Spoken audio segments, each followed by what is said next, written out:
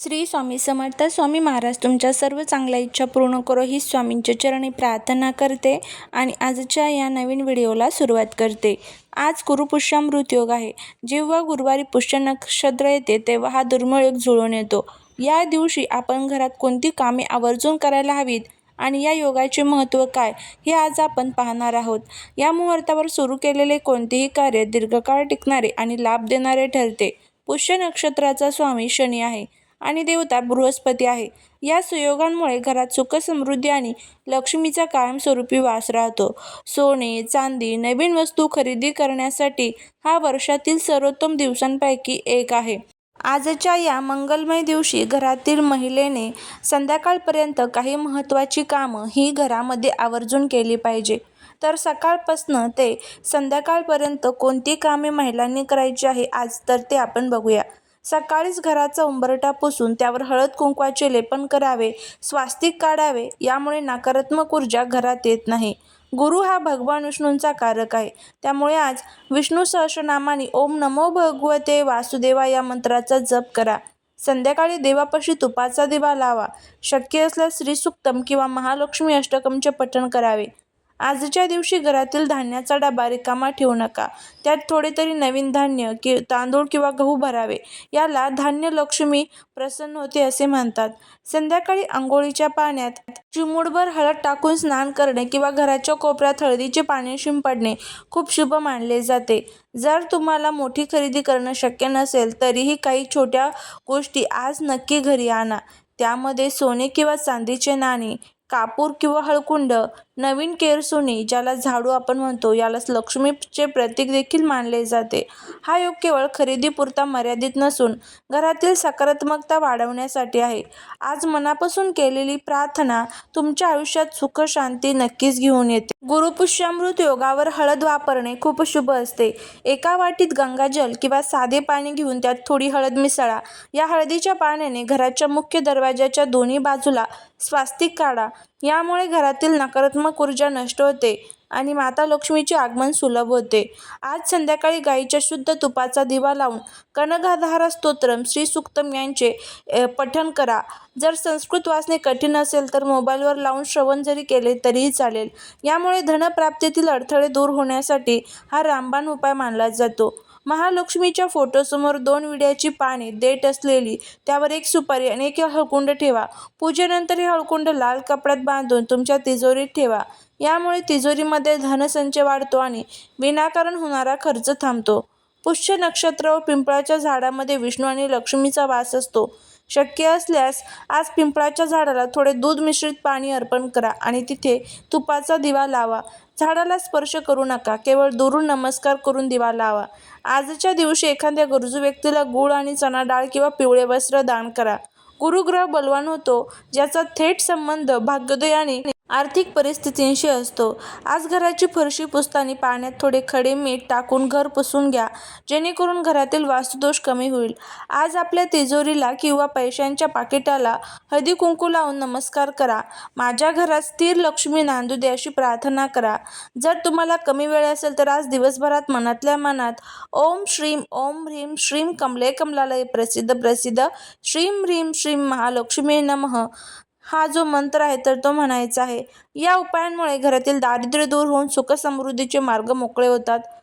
तर हे सर्व छोटे छोटे उपाय तुम्हाला आज करायचे आहे. आणि त्याचबरोबर एक सर्वात महत्त्वाचा उपाय आपल्याला आज संध्याकाळी करायचा आहे. हा उपाय तुम्ही संध्याकाळी 6 वाजल्यापासून ते रात्री 11 वाजेपर्यंत करू शकता. कोणता उपाय आपल्याला करायचा आहे तर आपल्याला आपल्या घरामध्ये कापूर जाळायचा आहे. हा कापूर 2 वस्तूंसोबत तुम्हाला जाळायचा आहे.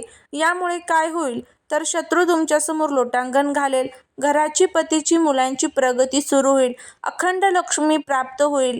कापूर हा आपल्या घरातील नकारात्मक ऊर्जा शोषून घेतो. सकारात्मक जो ऊर्जेचा संचय आहे तर तो आपल्या घरामध्ये वाढतो.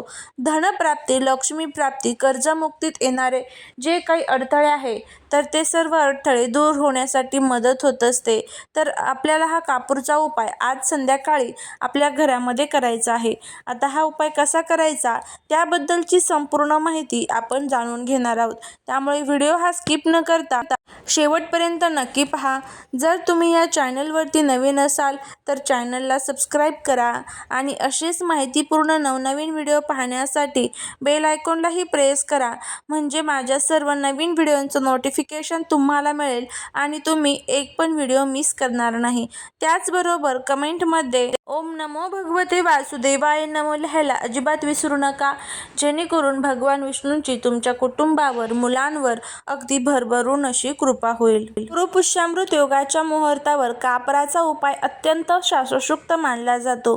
कापूर हा केवळ सुगंधी द्रव्य नसून तो नकारात्मक ऊर्जा शोषून घेणारा एक ऊर्जा स्तोत्र आहे. गुरुपुष्यामृत योगावर ग्रहांची स्थिती अशी असते की या दिवशी घरातून बाहेर पडलेली नकारात्मकता परत येत नाही. कापूर जाळल्याने घरातील वास्तू शुद्ध होते. पतीच्या कामातील किंवा जे मुलांच्या अभ्यासातील अडथळे आहेत तर ते दूर होण्यासाठी मदत मिळत असते. कापुरासोबत विशिष्ट वस्तू जाळल्यामुळे घरातील वातावरण हलके आणि उत्साहवर्धक होते. गुरुग्रह हा विस्तार आणि प्रगतीचा कारक आहे, तर लक्ष्मी समृद्धीची. हा उपाय केल्याने दोन्ही शक्ती प्रसन्न होतात.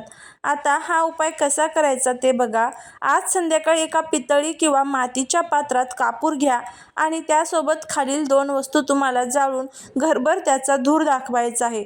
आता कोणत्या 2 वस्तू जाळायच्या आहे त्यामध्ये सर्वात पहिलं असणार आहे म्हणजे 2 लवंगा, फूल असलेल्या. लवंग ही श्री विष्णूंना प्रिय आहे आणि ती ऊर्जेचे संरक्षण करते. कापरासोबत लवंग जाळल्याने घरातील कलह थांबतात आणि पतीच्या कामात येणारे छुपे शत्रू किंवा अडथळे दूर होतात. दुसरे ते आहे म्हणजे एक लहान हळकुंड किंवा हळदीचा छोटासा तुकडा. हळद ही देवगुरु बृहस्पतीचे प्रतीक आहे. जेव्हा कापरासोबत हळद जळते तेव्हा त्यातून निघणारा धूर घरातील मुलांच्या बुद्धीवर आणि आरोग्यावर सकारात्मक परिणाम करतो.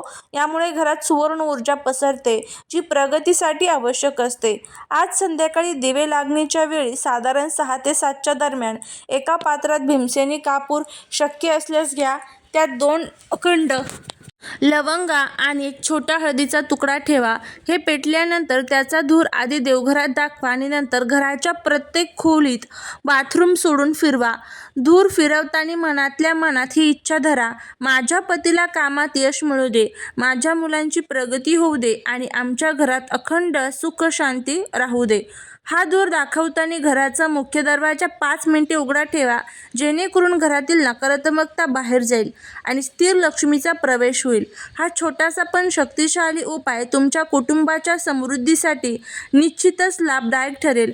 फक्त ह्या 2 वस्तू आपल्या घरातील सर्व वाईट शक्ती, नकारात्मकता नष्ट करण्यासाठी खूप प्रभावी असा हा उपाय आहे.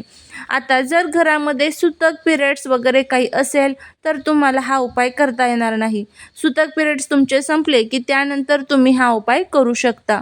ज्या दिवशी तुम्हाला असं वाटेल की आपल्या घरात काहीतरी निगेटिव्ह एनर्जी आहे, काहीतरी वाईट घडतंय असं वाटत असेल, त्या दिवशी तुम्ही हा छोटासा उपाय करून बघा आणि बघा तुम्हाला याचे किती चांगले फायदे हे बघायला मिळतील.